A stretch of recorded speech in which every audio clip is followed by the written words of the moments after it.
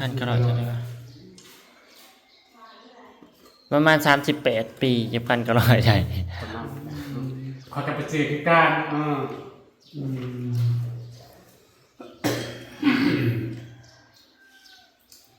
38 ปีอะไรก่อนไปก็1988ป่ะ1988จืดร้านแล้วมันอาจารย์ก่อน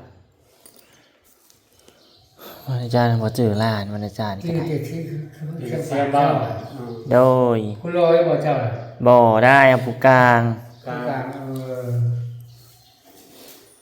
ผู้ร้อยนั่นมากับแม่แต่เก่าน่ะผู้ร้อยนั่นพายเพื่อนมาเบิ่ง1988เนี่ยประมาณนี้แหละ1988เกิดอ่ะโดยปี1988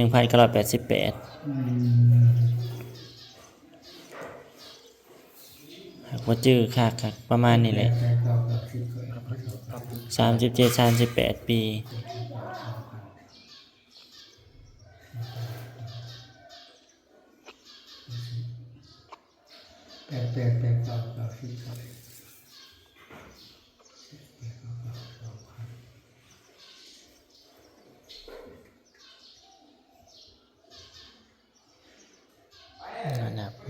นับ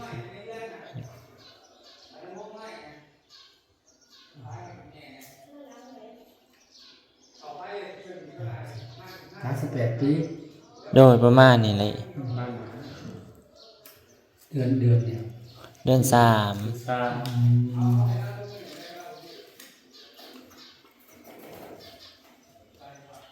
ตาก็บ่ได้เสียเลขก็บ่ได้ถือเลยท่าอะไรเนาะว่าพาอะไรทักษะทำให้กันเพื่อนเรียงถามกันเพื่อนเท่า30 กว่าปีเลยว่าผู้คอยบ่อยู่ดีปานใดแม่อยู่นานเด้อดูลูกหลาน38 ปีปีนึงอันนี้อะไรบ่ครับ38 ปีสรุปกัน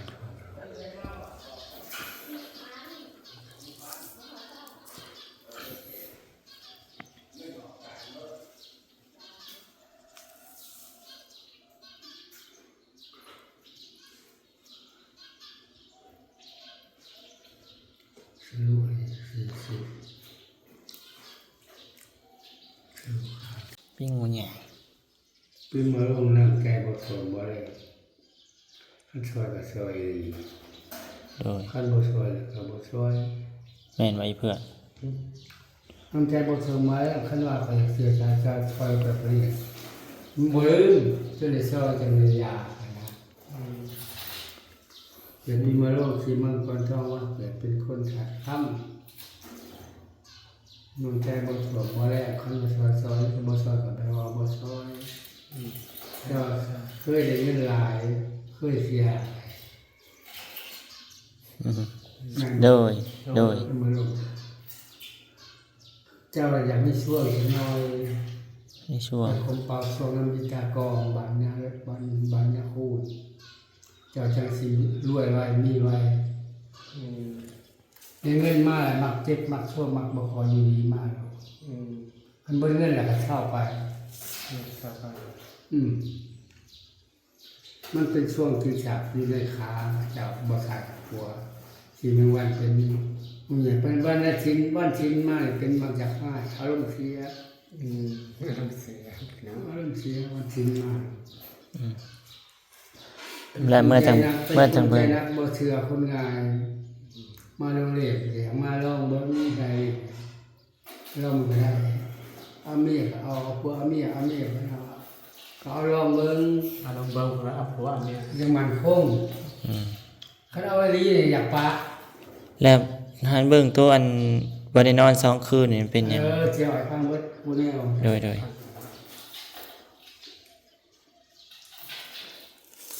แล้วมึงสิเอาเมียหรือสิเอาผัวเอายังก็เอาลองเบิ่งเด้อเอายังก็ลองเบิ่งโอ้ยใครสิมาเอามั้ยคันเขาอีหลีบ่ได้มาปานใดโดยว่าเขาบ่มีปัญญาเลยป้าเขาโดยยามมื้อเช้ามาอารมณ์เสียเลย แม่นบอก เสียอารมณ์บ่ดี มึงไปลมเสียใส่ไผเพื่อน ลืม โอ้ เสียงดัง ออทว่าเพชรก็เป็นอันเป็นออท หมู่เป็นเพศไปนะ หนา อืม อารมณ์บ่ค่อยยามเช้า ค่ะ หักสวัส ใจ ดิ์มว ใจ น ฮอด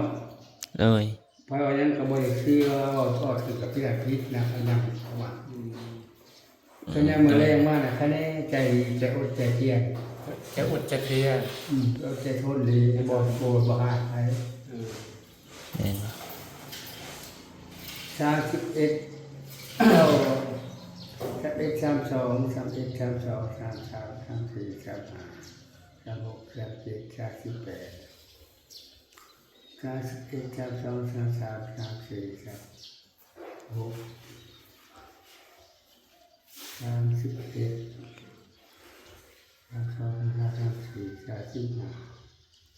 36 31 ก็มันเป็นน้ำเหลืองเงินนี่แหละอย่างว่าเป็นน้ำมือเคยท้าเงินเลยมันเราควรสอบหาเงินกับช่วยได้เงินเบิดเงินไว้เลยเอาเบิดเงินไว้ ได้ไว้เบิดไว้ เจ้าแก่ปล่อยเต้าแก่ช่วย โดย เต้าตัวหนึงแต่งขนาดช่วยช่วยสองช่วยขาขนาด โดย เป็นสี่ช่วย โดย พอเจ้าแกช่วยแล้วก็ให้คู่แผ่เมตตา โดย พอ โดย เจ้าแกช่วยแล้วก็ไปปล่อยลงน้ำอธิษฐานเอาพวกโตมาเราขอให้ผู้ขามาช่วยหาตกหาเงินหาคำให้กลางรุ้งให้บอยนะเวลาเพิ่นแผ่เมตตาเจ้าให้แล้วก็ไปปล่อยปักส่งหาเราอธิษฐานเอา ทุบหาดอก โดยโดยโดย อธิษฐานขอให้มิตรช่วย ให้สิทานไปแล้วให้ดิทานก่อน อธิษฐานเอาไว้ก่อนที่เราไปปล่อย เออ เอาเวลาเป็นแผ่เมตตาครับแก้วจะน้ำนึง โดยโดย แก้วอย่าน้ำแก้วน้อยนะไปใส่ขันหานะครับเป็น ปอดแก้บ่ โดยโดยโดยโดย ปล่อยเต่าไปปล่อยลงน้องมึงใหญ่ไปแล้ว อ๋อ พอเพิ่งแทนในตาแล้วเป็นใหญ่น้ำแล้วไปปล่อยลงน้อง ทำไมมันดีเนาะ มาที่ทานเอาก่อนเด้อ โดย แล้วก็หาเงินเนี่ยข้างท้องโลกมิตรเกิดช่วย โดย อภิให้ลูกเนาะอภิช่วยสักเนาะ มิตรช่วย ก็ไปแก่ช่วงบ่ แก้บ่ แล้วก็ไปเป่าช่วงใน ปลาท่อง ช่วงถึงเงินมึงเจ้าเป็นอะไรเจ้า เบิ่งไปนี่พอควันเที่ยวหรือบ่เที่ยวบ่ได้นอน2-3คืนนี่ สมมุตินะเนาะไปเพื่อนช่วยอะไร ควรไปเที่ยวต้องไม่คิดหลายเพื่อน ฮะ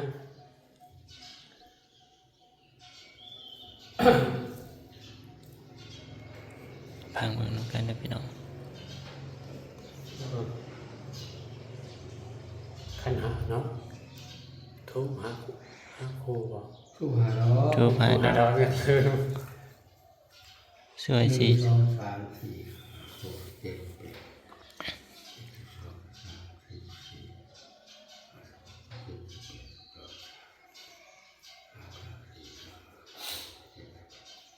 กับเห็ดคนกอง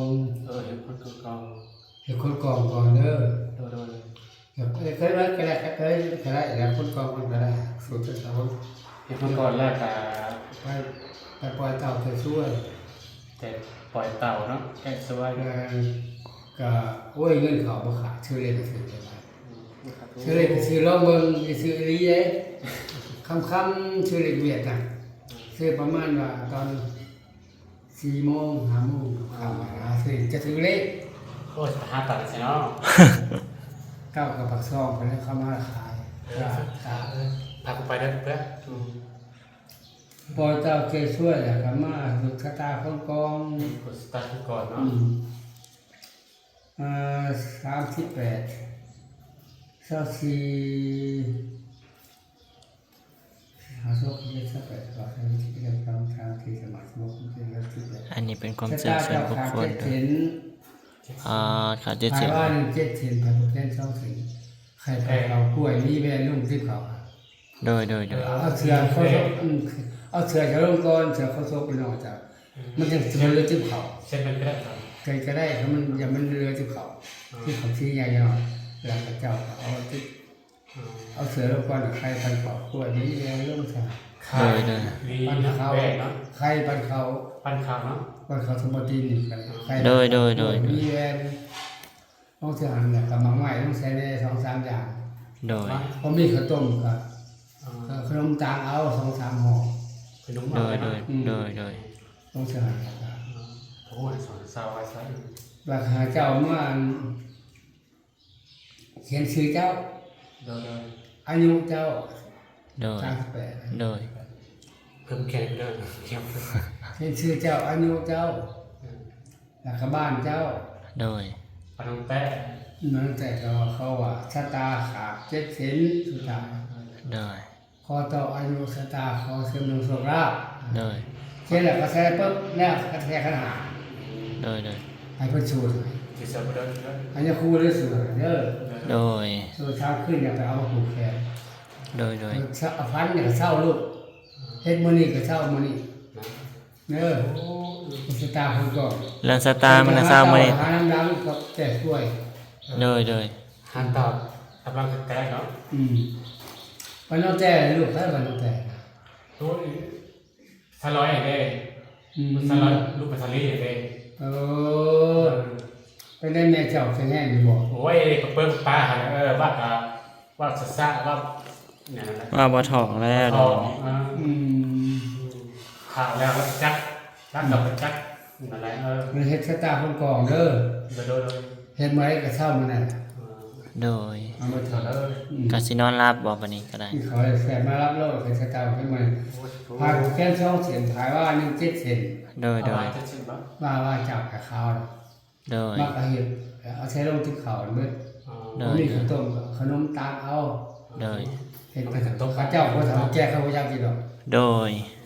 สูตร3คืนอย่าลืมเขียนชื่อ โดย อายุและก็บ้าน โดย เพราะว่าชะตาขาดเส้นขอต่ออายุขอเสริมขอต่อร่างเขียนแล้วปุ๊บเอาใช้ขนาดได้เจียเขียนเนี่ย โดย เอาเงินจะเอาเจียพวกลังเงินน่ะ โดย เอาทุกที3คืน โดย มาบ่ทัน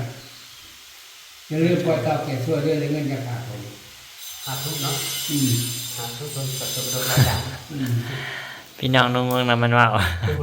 เวลาน่าจะสิอธิบายให้ฟังเด้อว่าเพิ่นเว้าอีหยังแน่เนาะ คุณน้องเพื่อน เพิ่นเบิ่งเอาเดือน ถ้าทุกแรกเพราะว่าน้องรักกลับไปยังมือแรง เฮ็ดสมุนไพรก็ต้องรับมาแล้ว นะ บ่เฮาไปอันนั้นแต่มื้อใดก็ได้บ่ เอาไป เต่าเนาะมือแรง เอา เนาะ เข้ามาแล้วก็ได้ เต่าเลย ไปเป่าอันนั้นได้สะเป่าช่วงได้มื้อ เอา นั้น ช่วงไปมาแล้วก็ได้ เป่าช่วงก็มื้อ เอา นั้น ไป ก็ได้ วันข้านไหน ข้างเพื่อน โดย ไปเป่าช่วงได้เงินมาหลายเคยซื้อก็ได้แล้วมันทำบ่ได้นำเลยได้เงินมาบักเจ็บชู้บักเป็นหนังอันนี้มาเลย นะ ได้มามันก็ไปซื้อผู้ชายเบิดพอเอ้ย มาแล้วก็ได้เงินมาคันได้เงินซื้อหลายไปเลยคันบ่ได้เงินแล้วก็มีดีมี โดย พี่แห้งเนาะสาธุคนประมาณ ไปเฮ็ดทำเบิดซั่นน่ะเด้อ ค่ะพี่น้องคลิปหน้าเด้อเนาะเสียนะ บ่ได้คนมาอย่างอยู่ดีไม่แห้งก็ไปเฮ็ดแค่มื้อ โด คน ย ก่อนก็เช้าน อนบ่รับมา2คืน3คืนนอนบ่รับแล้วมันคิดหลายวันนี้งงนี่ เป็นคนก่อนเอาเรียนยาใส่ถุง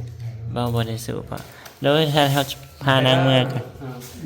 ใจพอแล้วเด้อจากนั้นลุงลาน แล้วก็ ละค่ะนะครับ สัตว์การ จงใช้ไว้พอใหญ่ มูลค่าไปสื่อสารเนี่ยมือค่าไป พี่น้องเอ้ยมันบ่เมื่อนี้มันก็ลืมแล้วถ้าเพิ่งรถเชื่อเนาะ ต่อวันเช้า สาเพื่อนเพื่อนมาแล้ว มันบ่เศร้าเรื่องมึงกันเรื่องอันชะตานะมันสิเศร้าอยู่แต่ว่าเรื่องโลกที่มึงเป็นมันไม่หายหรอกอีเพื่อเอ้ย ถ้าจะเป็นจ้าแกเขา แต่ว่าเรื่องนอนบ่หลับนี่มันสินอนหลับอันนี้นั่นต่อไปมันก็สินอนหลับอันนี้คันมันแก่ตัวนี้แล้ว ว่าขับเปียกเนาะถ้าเสียบตีสะทุ แต่ว่าเรื่องอันนั้นเราต้องไปหาหมอค่ะ หันหาข่าวหันใจเด้อ คุณความฝันไกลมากค่ะไปมึง